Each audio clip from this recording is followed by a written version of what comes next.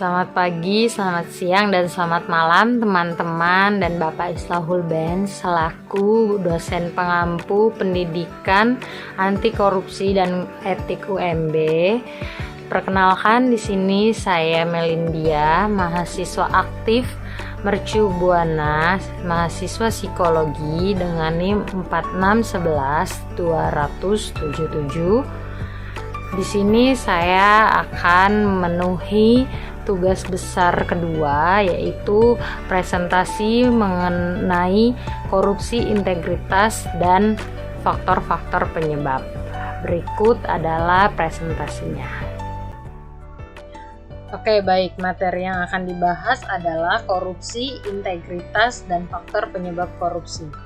Yang pertama, mengetahui apa sih arti korupsi itu sendiri.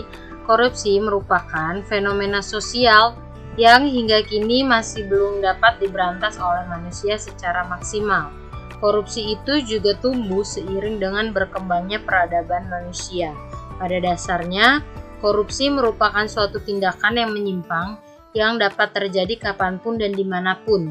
Penyakit korupsi ini juga bisa terjadi di sektor publik maupun swasta, bahkan di tingkat masyarakat. Beberapa ahli mengatakan korupsi adalah sebagai berikut. Blackburn di tahun 2006 mengatakan bahwa korupsi merupakan salah satu penyebab pendapatan rendah dan memainkan peran penting dalam menimbulkan jebakan kemiskinan. Selanjutnya ada Tanzi di tahun 1998 mengklaim bahwa korupsi dapat menimbulkan biaya birokrasi yang besar. Huntington di tahun 1968 dan Louis di tahun 1985 berpendapat bahwa beberapa orang menganggap korupsi digunakan sebagai oiling the wheel birokrasi, dan terkadang juga korupsi ini bermanfaat bagi perekonomian.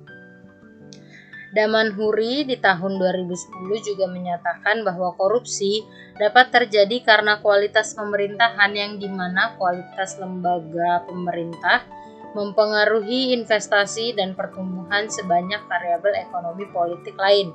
Tingginya tingkat korupsi di suatu negara juga dapat menimbulkan high cost ekonomi yang dapat menghambat pertumbuhan ekonomi melalui hambatan yang terjadi pada investasi. Selanjutnya, Amundsen dalam ENVIC di tahun 2000 menyatakan bahwa terdapat 6 karakteristik dasar korupsi. Yang pertama ada suap. Suap merupakan pembayaran dalam bentuk uang atau barang yang diberikan dalam hubungan korupsi. Biasanya ini dibayarkan kepada pejabat negara yang membuat perjanjian atas nama negara serta mendapatkan keuntungan. Yang selanjutnya ada penggelapan. Penggelapan ini suatu pencurian sumber daya oleh pejabat yang diajukan untuk mengelolanya. Penggelapan juga merupakan salah satu bentuk korupsi ketika pejabat pemerintahan yang menyalahgunakan sumber daya publik atas nama masyarakat. Selanjutnya ada penipuan. Penipuan ini sendiri melibatkan jenis tipu daya, penipuan dan kebohongan. Penipuan juga melibatkan manipulasi dan distorsi informasi oleh pejabat publik. Penipuan terjadi ketika pejabat pemerintah mendapatkan tanggung jawab untuk melaksanakan perintah. Selanjutnya ada pemerasan. Pemerasan merupakan sumber daya yang diekstrasi dengan menggunakan paksaan, kekerasan, atau ancaman. Pemerasan ini juga berarti transaksi korupsi di mana uang diekstrasi oleh mereka yang memiliki kekuatan untuk melakukan hal tersebut. Selanjutnya ada favoritisme atau favoritism. Ini kecenderungan diri dari pejabat negara yang memiliki akses sumber daya negara dan kekuasaan untuk memutuskan pendistribusian sumber daya tersebut. Favoritisme ini juga memberikan perlakuan istimewa kepada kelompok tertentu saja. Dan terakhir ada nepotisme. Nepotisme merupakan salah satu bentuk khusus dari favoritisme yang mengalokasikan kontrak berdasarkan kekerabatan atau persahabatan. Menurut Uni Sosial Demokrat di tahun 2015 mengatakan sekitar sepertiga dana investasi publik dikorupsi dan terjadi penggelembungan harga dalam berbagai proyek di kisaran mencapai 20 hingga 100%. Dan menurut laporan Transparansi Internasional di tahun yang sama 2015 mengatakan bahwa 64% negara di kawasan ini berada pada indeks di bawah 50, yang berarti sebanyak 64% negara di kawasan Asia Pasifik itu memiliki tingkat korupsi yang cukup tinggi. Selanjutnya kita akan membahas tentang integritas. Apa sih itu integritas? Integritas sendiri berasal dari kata Latin integer, atau yang berarti sikap yang teguh, mempertahankan prinsip, tidak mau korupsi, dan menjadi dasar yang melekat sebagai nilai-nilai moral untuk dalam diri sendiri. Integritas adalah kepaduan dan keutuhan karakter diri berdasarkan prinsip-prinsip etika moral dalam kehidupan dan pekerjaan maupun publik. PBB mendefinisikan integritas sebagai sikap yang jujur, adil dan tidak memihak baik dalam urusan publik, pemerintahan maupun birokrasi. Integritas dalam konteks pemerintahan dan birokrasi ini adalah penggunaan kekuasaan resmi, otoritas dan wewenang oleh para pejabat publik dengan tujuan yang sah menurut. Orang yang berintegritas memiliki pribadi yang jujur dan memiliki karakter yang kuat. Integritas pun menjadi salah satu nilai-nilai Kementerian Keuangan yang nilai idealnya harus terwujud dalam diri setiap pegawai Kementerian Keuangan. Lalu, untuk membangun pribadi berintegritas, ada beberapa hal, yaitu 3 hal penting dalam melakukannya. Yang pertama adalah membangun konsep diri positif. Yang pertama, kita harus membangun konsep diri positif, yaitu dengan cara memiliki pandangan dan perasaan yang positif mengenai diri sendiri yang akan membuat seseorang menjadi manusia yang optimis dalam menyelesaikan suatu masalah. Kunci hidup diri positif itu seperti memiliki karakter yang jujur, hati yang tulus, tidak menyimpan kesalahan, berani mengakui kesalahan dan bertanggung jawab atas komitmen yang telah dibuat. Yang kedua, harus melihat integritas sebagai integritas seluruh bagian. Ini ada 6 aspek, yaitu yang pertama menurut Cloud di tahun 2006 adalah terhubung secara otentik. Ini mengarah pada rasa percaya. Yang kedua, berorientasi pada kebenaran. Ini mengarah kepada penemuan kenyataan dan bekerja sesuai dengan kenyataan. Selanjutnya, bekerja dengan cara yang menghasilkan dan selesai yang baik, seperti pencapaian pada sasaran atau laba atau misi. Yang keempat, terlibat dalam menghadapi hal-hal yang negatif, mengarah kepada cara menyelesaikan atau merubah masalah tersebut. Yang kelima, berorientasi pada pertumbuhan, mengarah pada peningkatan. Dan yang keenam, ada kemampuan menjadi transenden, mengarah kepada perluasan gambaran yang lebih besar dari diri sendiri. Dan yang terakhir, ada harus mengenali konsep dari integritas. Di hal ini juga ada 4 konsep integritas yang harus kita pahami. Yang pertama, sebagai keterampilan, yaitu kita harus melatih terus-menerus diri kita. Yang kedua, sebagai pedoman, digunakan dalam membuat keputusan yang berdasarkan pada kebenaran dan kejujuran. Yang ketiga, ada sebagai bangunan yang kokoh, integritas harus dipelihara terus-menerus. Jika tidak, maka bangunan yang sudah dibuat selama hidup akan runtuh dalam waktu yang singkat. Maka harus diperlukan bangunan yang kokoh dalam diri kita. Yang keempat, ada sebagai benih. Dimaksud di sini adalah ibarat sebuah benih yang ditanam sejak kecil, disirami dan akan berbunga saat dewasa. Lanjut, ada faktor penyebab korupsi. Kita akan mengenal beberapa faktor penyebab korupsi. Yang pertama ada corruption by need atau korupsi karena kebutuhan. Faktor ini biasa dilakukan atas dasar kebutuhan dan biasanya dilakukan oleh pegawai-pegawai rendahan, melakukan semata-mata karena terdesak oleh kebutuhan, dan biasanya berbentuk pungli atau merubah kwitansi pembelian. Selanjutnya ada corruption by accident atau korupsi karena kecelakaan. Ini dilakukan oleh pemegang jabatan demi melindungi kepentingan atasannya atau yang lebih tinggi, sehingga dikorbankan dirinya untuk pemimpin yang lebih tinggi. Hal ini sering dijumpai akibat prosedur atau mekanisme yang telah digariskan tidak sejalan sebagaimana mestinya. Terakhir ada corruption by design atau korupsi yang direncanakan. Korupsi ini hanya bisa dilakukan oleh orang-orang yang memegang jabatan dan kekuasaan yang cukup tinggi dan memiliki wewenang dalam mengambil kebijakan tersebut, sehingga ia mampu mendesain secara integritas seperti menyuap orang yang akan menghalangi atau menghambat kegiatan pencurian tersebut. Selanjutnya ada korupsi dalam perspektif undang-undang. Upaya pemberantasan tindak pidana korupsi di Indonesia, pemerintah telah membentuk berbagai kelembagaan anti korupsi, mulai dari dibentuknya Komisi Pemeriksa Kekayaan Penyelenggaraan Negara atau KPKPN di tahun 1999 berdasarkan Undang-Undang Nomor 28 Tahun 1999 yang membahas tentang penyelenggaraan pemerintahan yang bersih dan bebas dari korupsi, kolusi, dan nepotisme.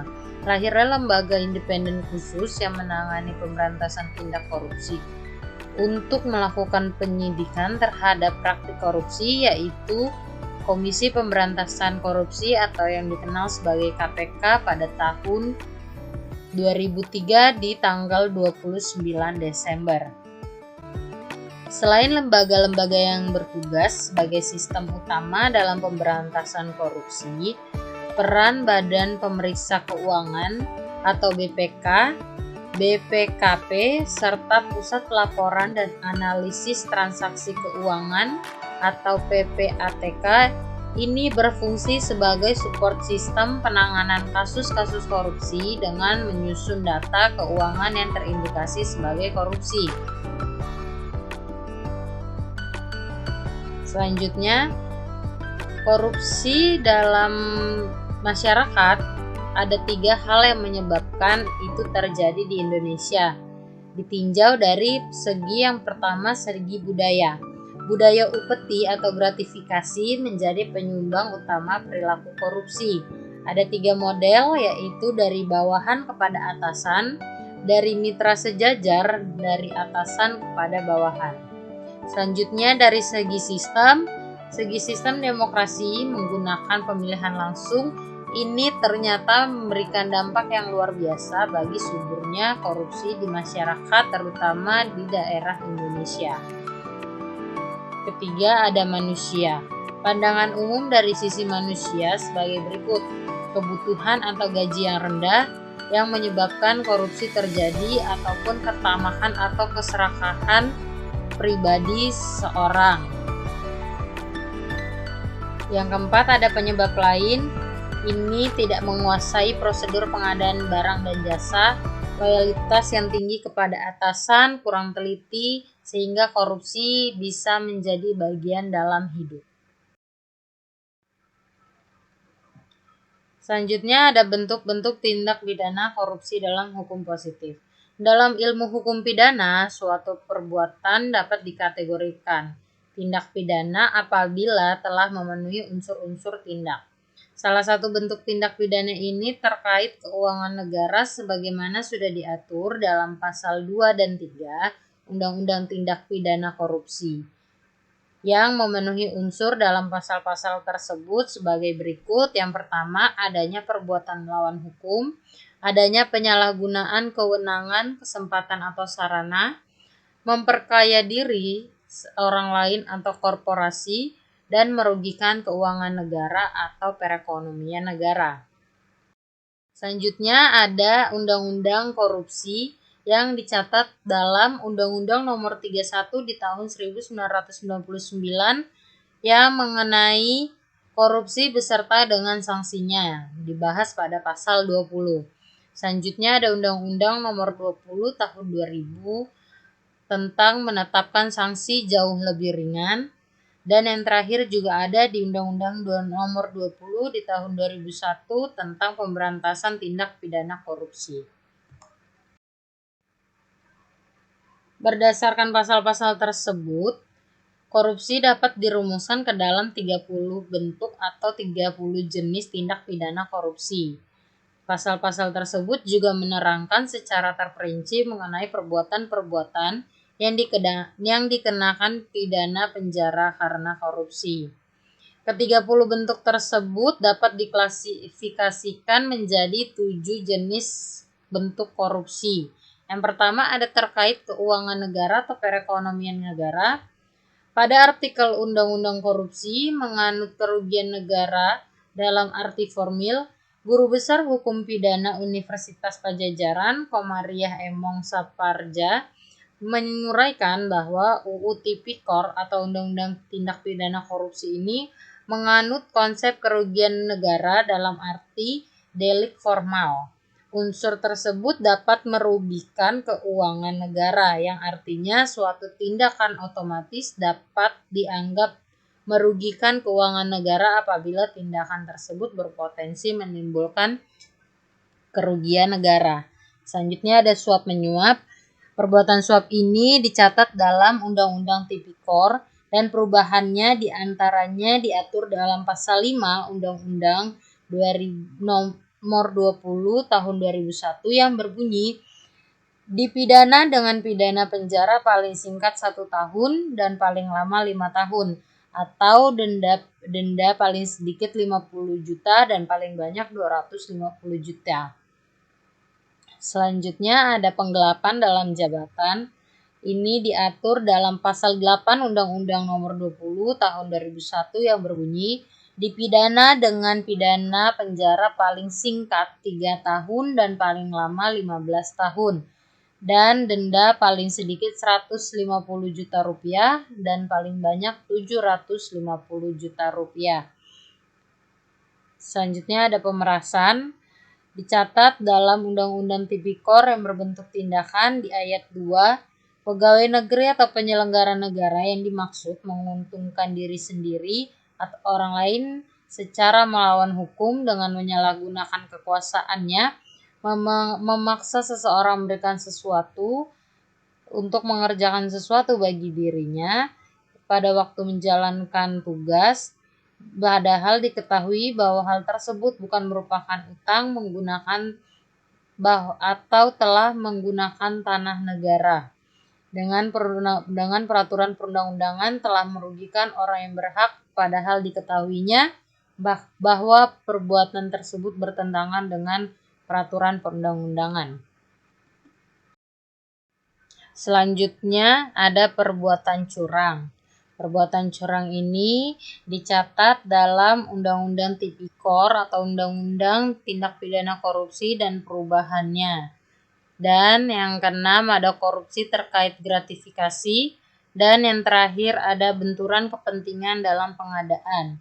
Situasi di mana seorang pegawai negeri, baik langsung maupun tidak langsung dengan sengaja turut serta dalam pemborongan, pengadaan atau persewaan yang pada saat dilakukan perbuatan untuk seluruh atau sebagian ditugaskan untuk mengurus atau mengawasinya. Selanjutnya ada upaya pemberantasan korupsi. Yang pertama upaya pencegahan atau preventif. Ini yaitu menanamkan semangat nasional yang positif dengan mengutamakan pengabdian pada bangsa dan negara melalui pendidikan informal, formal, dan agama. Melakukan penerimaan pegawai berdasarkan prinsip keterampilan teknis dan melakukan pencatatan ulang terhadap kekayaan pejabat yang mencolok. Yang kedua ada upaya penindakan atau kuratif, biasanya dilakukan kepada mereka yang terbukti melanggar dengan memberikan peringatan dan dilakukan pemecatan secara tidak terhormat dan dihukum pidana. Lanjut ada upaya edukasi masyarakat atau mahasiswa. Upaya ini berupa memiliki tanggung jawab guna melakukan partisipasi politik, membuka wawasan seluas-luasnya pemahaman tentang penyelenggara pemerintahan negara dan hukum-hukumnya, mampu memposisikan diri sebagai subjek pembangunan dan dapat berperan aktif dalam mengambil keputusan untuk kepentingan masyarakat. Selanjutnya ada upaya edukasi LSM atau Lembaga Swadaya Masyarakat. Ini tercatat ada 2 lembaga. Yang pertama itu Indonesia Corruption Watch atau ICW. Ini melaporkan kepada publik mengenai korupsi di Indonesia dan terdiri dari sekumpulan orang yang memiliki komitmen untuk memberantas korupsi melalui usaha pemberdayaan rakyat. Yang kedua ada Transparansi Internasional. Ini organisasi internasional yang bertujuan untuk memerangi korupsi. Selanjutnya ada peranan mahasiswa dalam pemberantasan korupsi. Sebagai mahasiswa, tentu kita harus berperan dalam memberantas korupsi. Yang pertama ada dalam lingkungan kampus. Peranannya adalah mahasiswa harus mendemonstrasikan bahwa diri dan kampusnya harus bersih dan jauh dari perbuatan korupsi. Yang kedua, pada proses perkuliahan, ini perlu penekanan terhadap moralitas mahasiswa dalam berkompetensi untuk memperoleh nilai yang setinggi-tingginya tanpa melalui cara-cara yang curang. Terakhir ada di tahap perkuliahan. Di tahap ini peranan mahasiswa yaitu memperoleh gelar kesarjanaan sebagai tanda akhir proses belajar secara formal dan mampu memahami bahwa kesarjanaan ini emban memiliki konsekuensi berupa tanggung jawab moral sehingga perlu dihindari upaya-upaya melalui jalan. Sebagai akibat dari korupsi, ketimpangan antara si miskin dan si kaya semakin kentara. Orang-orang yang kaya dan politisi bisa masuk ke dalam golongan elit yang berkuasa dan sangat dihormati. Mereka juga bahkan memiliki status sosial yang tinggi. Timbulnya korupsi juga disebabkan oleh berbagai hal. Salah satunya budaya lokal. Budaya yang dianut dan yang diyakini oleh masyarakat kita telah sedikit banyak menimbulkan dan membudayakan korupsi. Salah satu ahli Delia Ferreira atau ketua dari Transparansi Internasional mengatakan people difference is the best breeding ground for the corruption to grow. Ya, demikian presentasi saya tentang korupsi, integritas, dan faktor penyebab korupsi. Demikian presentasi yang bisa saya sampaikan, materi yang bisa saya sampaikan. Semoga bermanfaat bagi teman-teman maupun bagi Bapak dosen. Kurang lebihnya saya mohon maaf baik dalam perkataan maupun dalam tulisan. Terima kasih dan sampai jumpa.